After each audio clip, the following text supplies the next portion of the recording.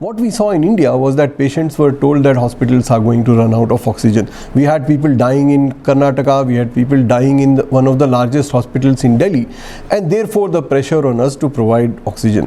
What we did was that we went to the IMRC and requested you all to help us get oxygen from whichever source was possible, and the only source that came to our help was Medical Aid International and Mahir in London, and they helped us procure 400 oxygen concentrators that would enable us to reach out to at least 40,000 patients in the country.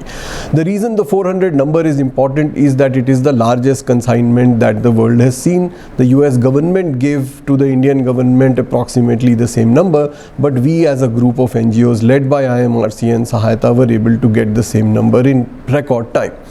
This was made possible by first Mr. Manzoor Ghori, who understood the enormity of the problem, and with extreme alacrity.